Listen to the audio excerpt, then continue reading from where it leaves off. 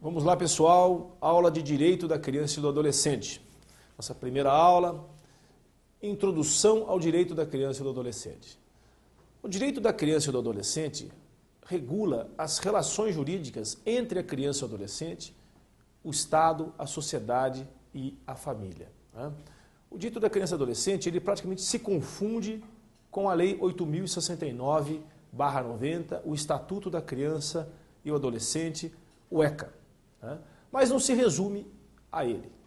Nós vamos ver que a grande transformação desse direito da criança e adolescente, desse novo direito, ele ocorre 2 anos antes do próprio ECA, na Constituição de 1988.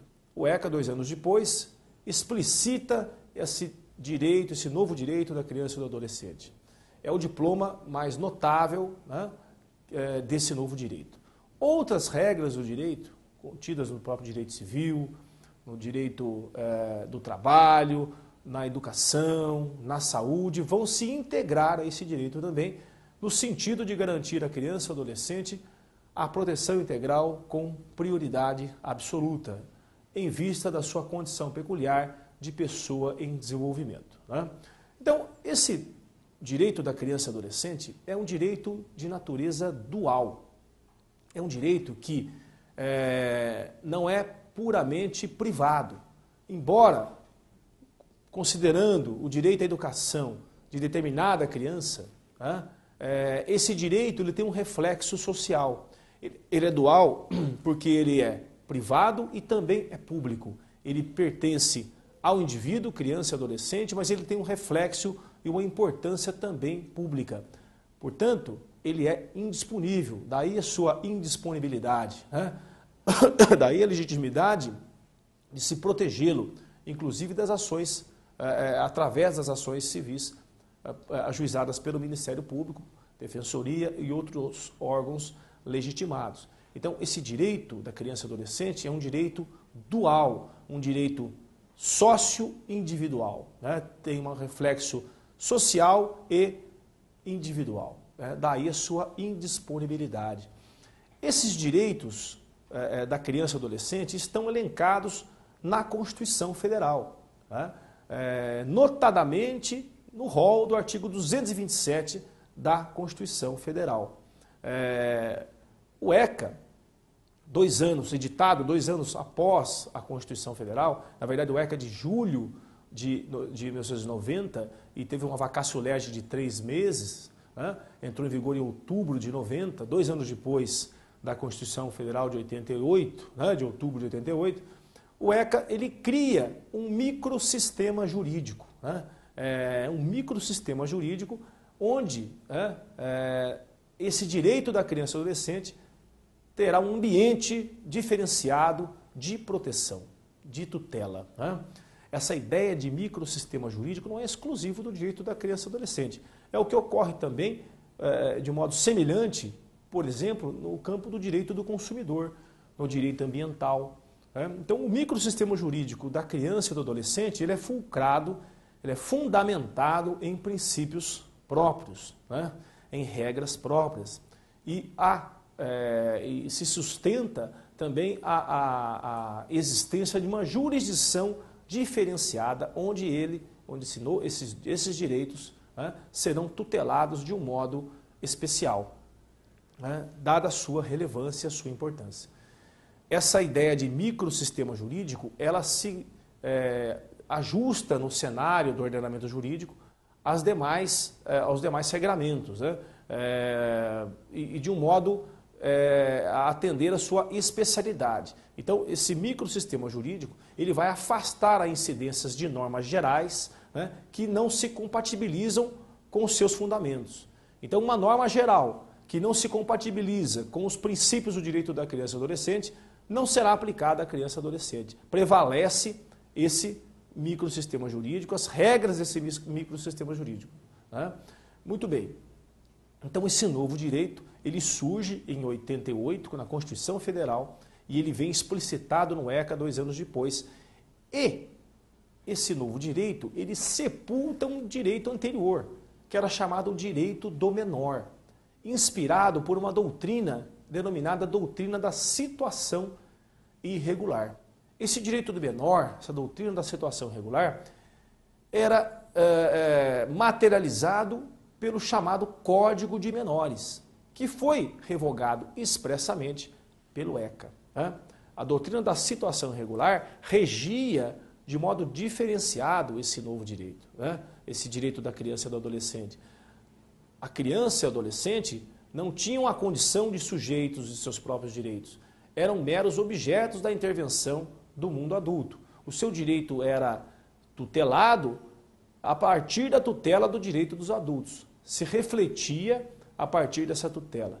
Com o novo direito da criança e adolescente, então, na realidade, o que ocorre? Quer dizer, esse direito inspirado na teoria da situação irregular, na doutrina da situação irregular, ele foi sepultado com a entrada desse novo direito, que é o direito inspirado numa doutrina de proteção integral. Né? A criança deixa de ser um objeto de intervenção do mundo adulto e passa a ser sujeito dos seus próprios direitos, né? Titular dos seus próprios direitos. Né? Muito bem. De um outro lado, nós vamos ter o quê? Como entes subordinados desses direitos fundamentais, Estado, sociedade e família. Daí também a integralidade, né? Ou seja, os entes subordinados são na sua inteireza todo o consórcio de pessoas. Porque nós vamos ter o Estado, nós vamos ter a família, nós vamos ter toda a sociedade como responsáveis e corresponsáveis pelo zelo a esses direitos fundamentais da criança e do adolescente, né? Que figuram como entes subordinantes desses direitos fundamentais. Como base desses direitos fundamentais, nós vamos ter os princípios, né? São 4 princípios básicos que nós podemos destacar, né, para dar uma sustentação a esse novo direito. O primeiro princípio é o denominado princípio da proteção integral. O princípio da proteção integral é mais do que um princípio brasileiro do nosso direito. É uma doutrina universal, é uma doutrina que tem inspirado a transformação de diplomas jurídicos, de ordenamentos jurídicos por todo o mundo. De modo especial no Brasil, essa doutrina inspirou a alteração da Constituição Federal, a inclusão da condição da criança e adolescente de sujeitos de direitos na Constituição Federal e, posteriormente, a edição do Estatuto da Criança e do Adolescente. O princípio da proteção integral, então, é o primeiro princípio que nós podemos destacar aí como princípio basilar desse novo direito da criança e do adolescente. Proteção integral, por quê? Porque há um rol de direitos a serem protegidos. Então, protege integralmente todos os interesses desses indivíduos, criança e adolescente. De um outro lado, proteção integral também se realiza chamando todos, indistintamente, então Estado, sociedade e família, a tutela desses novos direitos. Então, de um lado, Estado, sociedade e família, íntegros, e de outro lado, um rol extenso de direitos fundamentais também, que tutelam com integralidade a vida da criança e do adolescente. Daí chamar-se proteção integral. Muito bem, isso vem na Constituição de 88, no artigo 227. Né? E o ECA, 2 anos depois, ele explicita esses direitos fundamentais. Ele vai explicitar os direitos fundamentais. Desde lá da vida e saúde, passando por convivência familiar e comunitária, passando por educação, saúde, dignidade, lazer, até trabalho, proteção ao trabalho, não trabalho, profissionalização e assim por diante. E o ECA continua, quando termina a tutela dos direitos, a descrição dos direitos fundamentais, a pormenorização dos direitos fundamentais, o ECA continua pormenorizando e estabelecendo regras de proteção desses direitos fundamentais, por Estado, sociedade e família.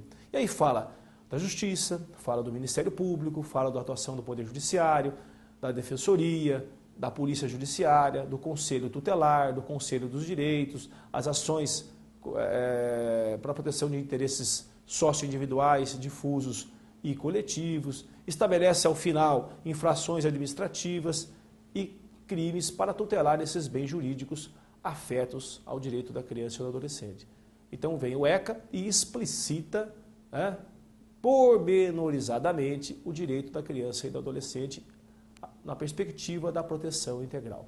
Então, a proteção integral é esse primeiro princípio, é o princípio basilar a sustentar todo esse novo direito da criança e do adolescente. Bom, mas a proteção integral, ela não vem sozinha, né?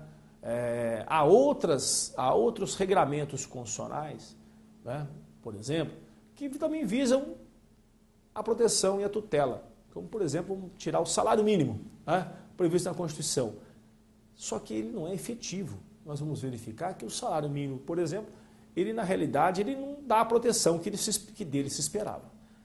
Para que a proteção integral não fosse mais um salário mínimo para criança e adolescente, é que nós vamos identificar esse segundo princípio, que é um princípio também que vai nortear cada regramento, né, cada tutela de direito da criança e adolescente, que é a prioridade absoluta, o princípio da prioridade absoluta, previsto também na Constituição Federal, no artigo 227 da Constituição Federal. Ou seja, Estado, sociedade e família devem assegurar os direitos fundamentais da criança e do adolescente com absoluta prioridade, né? E o que é absoluta prioridade? É assegurar esse direito antes de outras coisas, né? É assegurar com efetividade. Então, direito à educação, creche, ensino fundamental, né? Direito à saúde, medicamentos, cirurgias, tratamentos, tratamento de toxicomania, né, de drogadição, de alcoolismo, isso é prioritário. O Estado tem que assegurar, né, a família e a sociedade com absoluta prioridade. Inclusive em detrimento de outros direitos, porque prioridade é isso. Se tudo for prioritário, então nada será prioritário, né? O ECA, no artigo 4º, explicita algumas situações dessa garantia de prioridade, né? Esse rol do artigo 4º do ECA é um rol exemplificativo, né? Porque a própria Constituição prevê a garantia de prioridade para todos os direitos fundamentais. O ECA, no artigo 4º, explicita algumas situações de prioridade. E no próprio ECA nós vamos verificar lá, por exemplo, lá no capítulo que cuida do sistema recursal, outras situações de priorização, como por exemplo, a prioridade na pauta de julgamento dos tribunais dos recursos afetos à criança e ao adolescente. Muito bem, então criança e adolescente tem que ter os seus direitos fundamentais protegidos integralmente com prioridade absoluta. E essa prioridade absoluta vale para Estado, sociedade e família, para os três.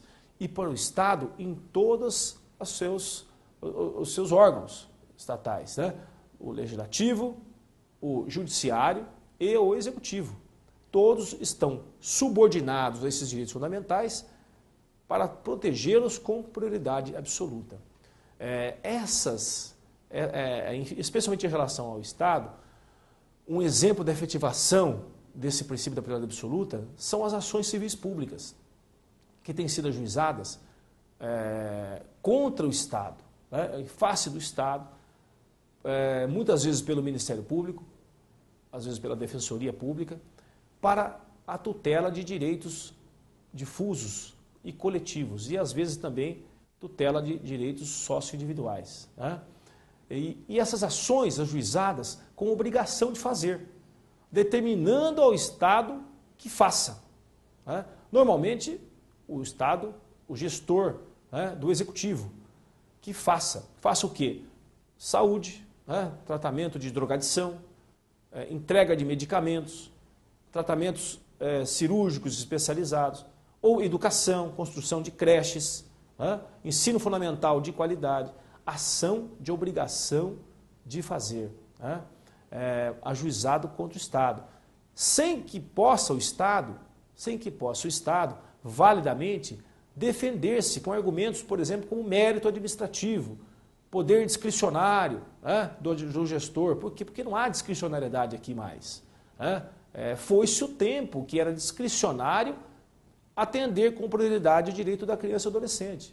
Foi-se o tempo. Hoje, desatender é praticar ilegalidade.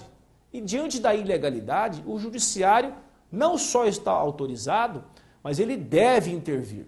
Deve intervir para a mudança daquele cenário de omissão, mandando fazer, né? E fixando multa no caso de descumprimento, multa punitiva no caso de descumprimento, para dar efetividade a essa proteção.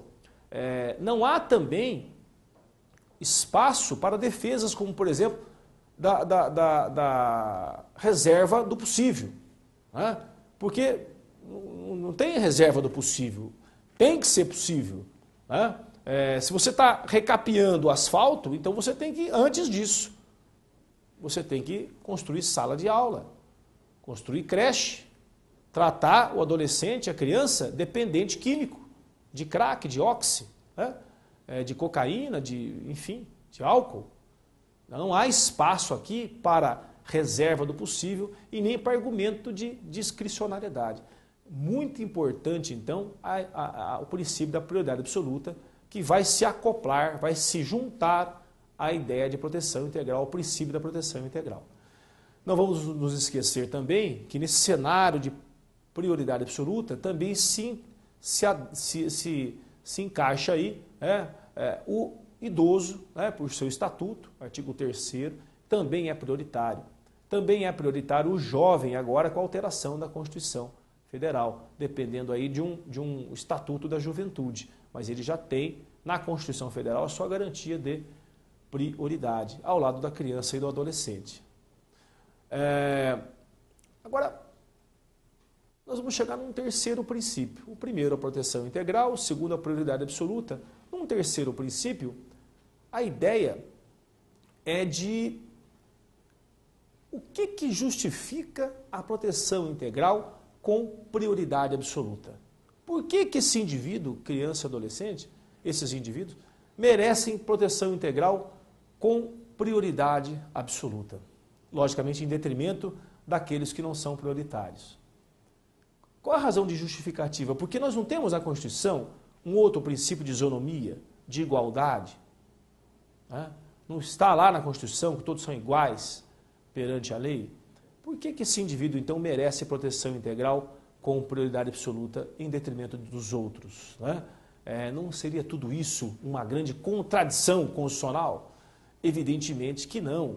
Aí nós vamos chegar no terceiro princípio, o princípio da condição peculiar da criança e do adolescente de pessoa em desenvolvimento. Este princípio, condição peculiar da criança e do adolescente de pessoa em desenvolvimento, justifica a proteção integral com prioridade absoluta. Por quê? Porque pressupõe que a criança e o adolescente são indivíduos diferenciados, especiais, em situação especial de vulnerabilidade, de fragilidade para a tutela dos seus próprios direitos, em razão da idade, da pouca maturidade física, mental e emocional. Né? Esses indivíduos, então, merecem uma proteção integral com prioridade absoluta, ou seja, a tutela diferenciada de seus direitos. E nós vamos chegar na seguinte conclusão, que a condição peculiar da criança e adolescente vai ao encontro da ideia de igualdade. Por quê? Porque a verdadeira igualdade é a tutela diferenciada de diferentes. Né? É a proteção diferenciada de indivíduos diferentes na medida dessa diferenciação. Né? É a proteção desigual para desiguais na medida dessa desigualdade. Criança e adolescente são pessoas em condição peculiar de desenvolvimento, portanto frágeis para a tutela dos seus próprios direitos, daí justificar a proteção integral com prioridade absoluta. Muito bem. Então o terceiro princípio, ele vem para justificar os dois primeiros. E nós vamos observar que essa ideia de condição peculiar de pessoa em desenvolvimento também é uma ideia que estabelece a necessidade de uma tutela gradativa e continuada e diferenciada, conforme o indivíduo vai ganhando maturidade e desenvolvimento. Então, o feitio de defesa desse direito, ele vai alterando-se ao longo da evolução e da maturação desse indivíduo. Portanto, a condição peculiar, ele projeta uma necessidade de proteção inteligente desse direito. Inteligente desse direito. Você não vai, vamos tirar uma situação aqui de exemplo. Direito à liberdade. O direito da criança e adolescente, ele tutela, ele assegura direito à liberdade à criança e ao adolescente. Assim como o adulto também tem direito à liberdade, previsto na Constituição. Mas o direito à liberdade da criança e adolescente, ele tem um feitio diferenciado de proteção. Primeiro, que esse indivíduo, criança e adolescente, está subordinado a um adulto. Ele está subordinado ao poder familiar de um adulto, que evidentemente, dispondo do poder familiar, deve exigir da criança e adolescente respeito, educação, tem que criá-lo, educá-lo no âmbito da família. Isso significa, então, que essa liberdade tem que ser harmonizada com a situação de estar o indivíduo, criança ou adolescente, sob o jugo de um outro indivíduo, adulto. Muito bem. E essa liberdade, o raio dessa liberdade, o exercício dessa liberdade, é diferente para a criança e para o adolescente.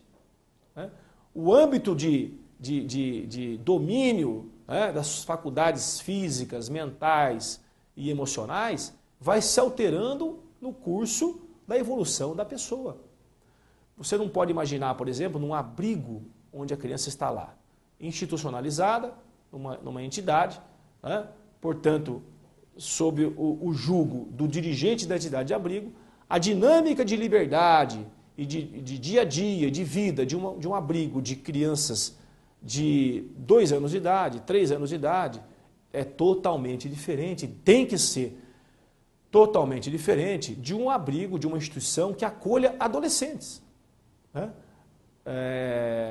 Senão você está violando o direito à liberdade. Você não pode fazer de modo igual essa tutela do direito à liberdade.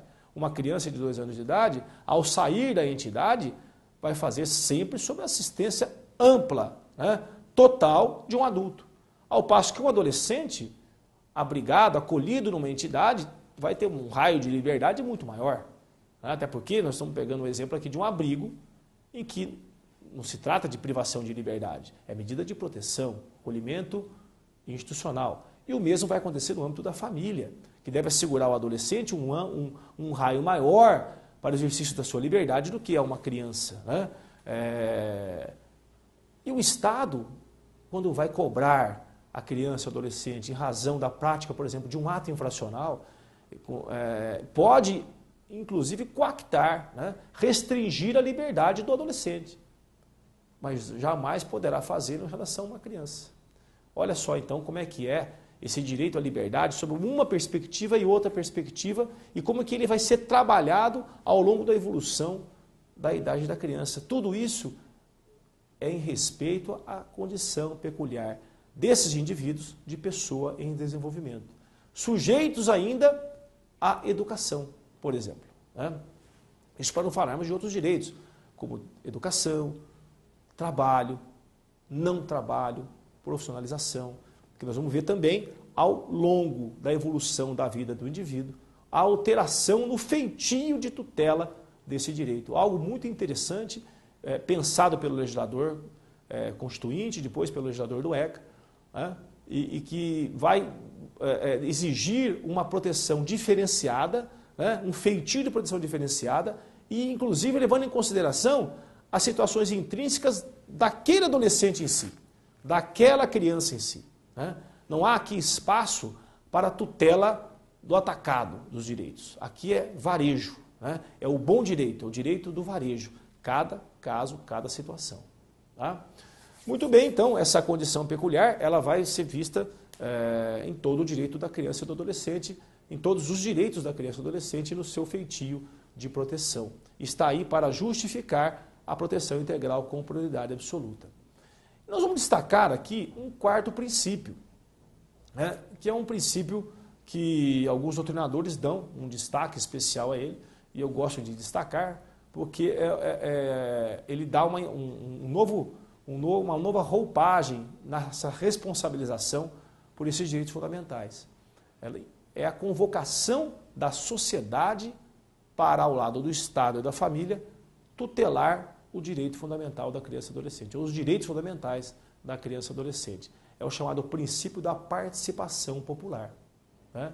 Então, o 227 da Constituição, ele convoca a sociedade para, ao lado do Estado e da família, zelar pelos direitos da criança e do adolescente. Essa ideia, esse princípio, ele se harmoniza com a ideia de democracia participativa prevista no artigo 1º da Constituição Federal. O poder emana do povo e é por ele exercido diretamente. Essa é a ideia de democracia participativa. E aqui, no 227 da Constituição, a sociedade está convocada para a tutela direta desses direitos da criança e do adolescente. Para a tutela direta dos direitos da criança e do adolescente.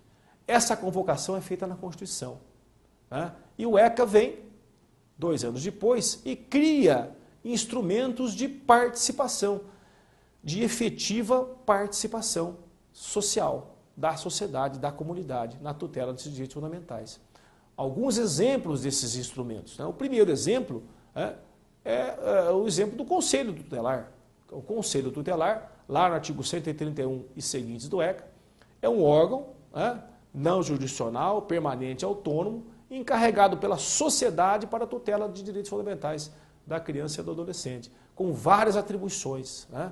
Várias atribuições contidas de modo especial no artigo 136 do ECA e depois de modo esparso pelo ECA todo, né? Esse Conselho Tutelar vai atender crianças e adolescentes, né, com lesão ou ameaça de lesão ao direito fundamental, vai atender crianças autoras de ato infracional, vai atender pais, né, ou responsáveis, aplicando as medidas do ECA, do artigo 129, vai fiscalizar entidades de atendimento, né, dar início a procedimentos de apuração de irregularidades dessas entidades de atendimento.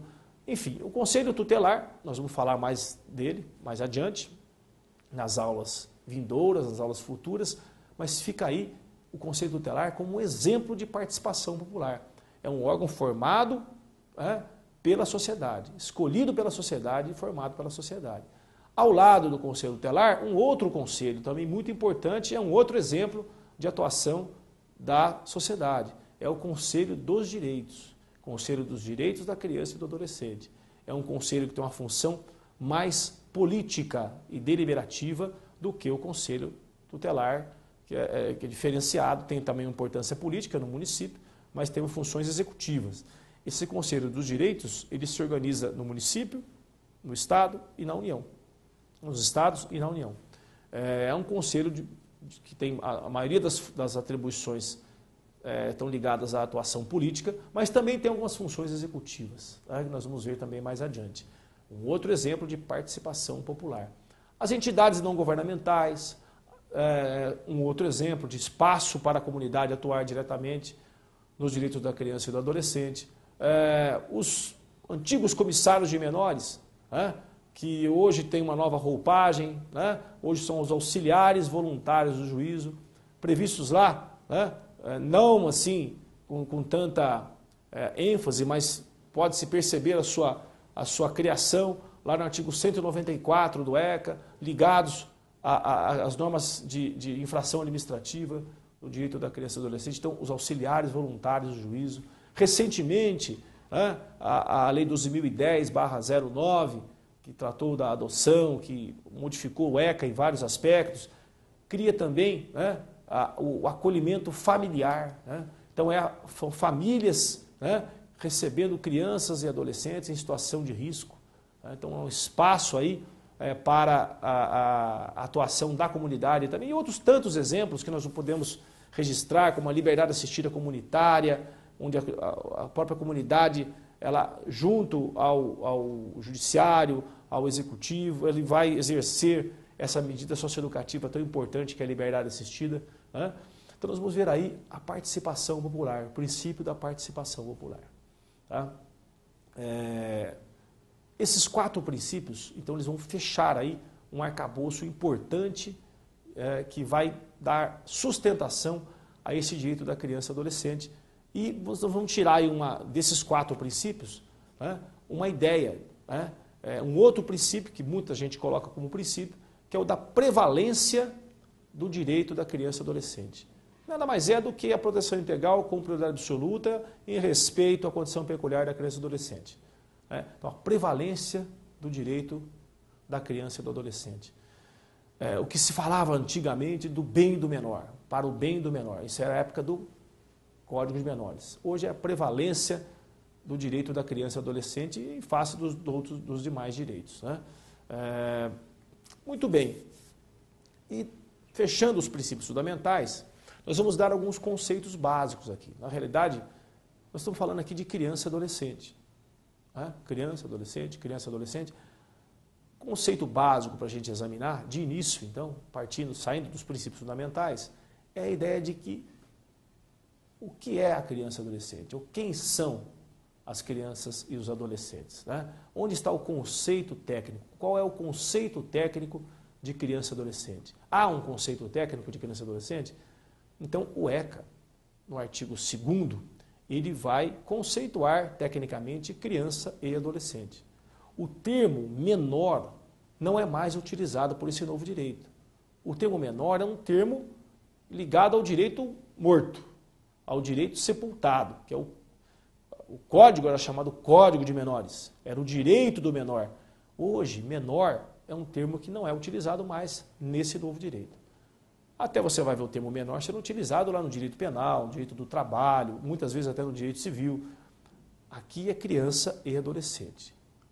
Nós brincamos em relação ao concurso público, se você falar direito do menor, falar menor, a chance de passar também será menor.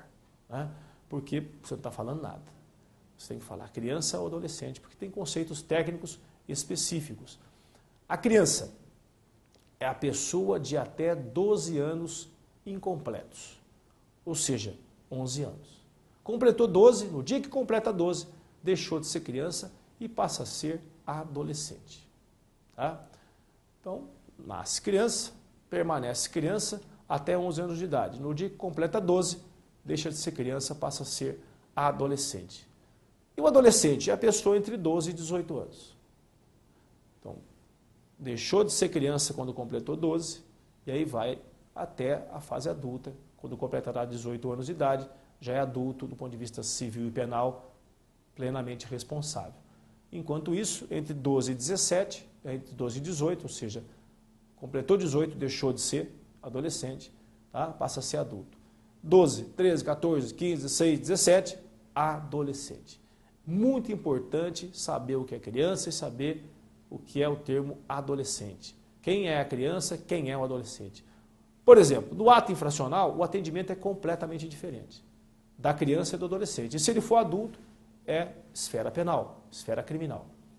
Confundir aqui vai te levar a um entendimento completamente diverso dos reflexos, por exemplo, do ato infracional. Tá? E falando de ato infracional, é importante destacar o seguinte, essa idade, ela será a idade ao tempo da conduta, da ação ou da omissão. Então, se conduziu, se agiu no ato infracional com 11 anos de idade, será atendido o indivíduo como criança. Será atendido como criança, mesmo que já tenha agora 12, 13 anos de idade. Mesma coisa se praticou o ato infracional quando tinha 17 anos, 16 anos.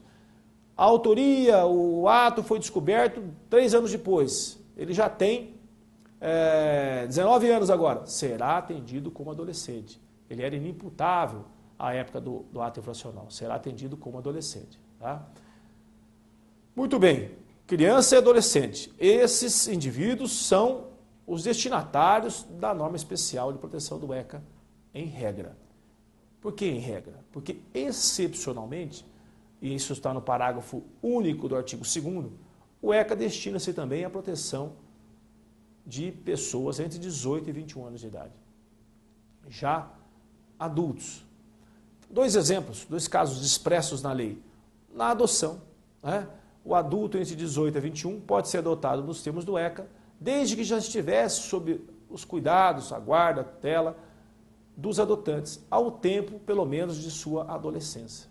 Então, há essa possibilidade de adoção nos termos do ECA. Um outro exemplo, né, dessa atuação extensiva, né, dessa defesa extensiva, dessa tutela extensiva do direito da criança e adolescente, é no caso do ato infracional. O artigo 121, parágrafo 5º, né, do ECA, assegura a possibilidade do adolescente cumprir medida socioeducativa de internação até quando se tornou adulto, até a data que completa 21 anos de idade, quando aí sim a liberação da internação é compulsória. Então, ele praticou o ato infracional, ele tinha 17 anos de idade, ele é processado, ele é condenado e se aplica a medida socioeducativa de internação.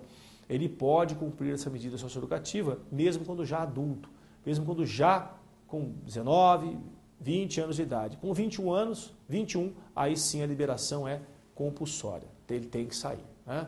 Então, uma aplicação extensiva, uma tutela extensiva, em razões que nós vamos analisar mais adiante quando falarmos de ato infracional praticado pelo adolescente, certo? Então, muito bem, pessoal. Aí nós vamos fechando aí essas ideias iniciais a respeito do direito da criança e adolescente, com uma noção histórica dessa transformação ocorrida com a Constituição de 88, com os princípios fundamentais, de modo especial a proteção integral, a prioridade absoluta, a condição peculiar e a participação popular. Vamos falando também, fixando conceitos de criança e adolescente, e dessa aplicação extensiva para o adulto também, em situações especiais, em casos expressos em lei. Por último, é importante destacar o seguinte, alguns diplomas internacionais que o Brasil é signatário, refere-se tão somente ao termo criança, não fala em adolescente. Né? Isso poderia se vislumbrar aí uma eventual contradição com o ECA, em que fala em criança e adolescente. Faz a distinção a partir dos 12 anos de idade do indivíduo, passa a ser adolescente. Só que a distinção não é feita no ECA. A distinção de criança e adolescente é feita na Constituição Federal. É a Constituição Federal que faz a distinção.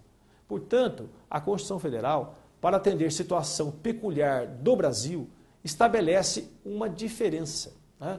Uma diferenciação de criança e adolescente. Né? E prevalece a Constituição Federal. Ou seja, nós temos aqui no Brasil não só crianças, não é considerado criança a pessoa de 0 a 18. A criança é considerada até os 12 anos de idade, a partir daí é adolescente. Todos merecedores de proteção integral com prioridade absoluta. Né? Mas a criança acaba tendo um perfil diferenciado em função das nossas peculiaridades locais. Por exemplo, nós gostamos de, no Brasil aqui ainda, nós praticamos taxas altíssimas de mortalidade infantil, né? Analfabetismo, ensino de péssima qualidade. Talvez por conta dessas condições peculiares é que nós fazemos uma diferenciação em relação à criança. Né? Então, esses tratados internacionais, que o Brasil é signatário, o Brasil tem que cumpri-los, mas nesse aspecto nós protegemos ainda mais, né, diferenciadamente, ainda mais especialmente, né, os direitos dessa pessoa de tenra idade. Né? Nós consideramos então essa diferença para melhor, né, para proteger mais, na realidade. E por aí, pessoal, nós vamos encerrando essa primeira aula. Muito obrigado, até a próxima.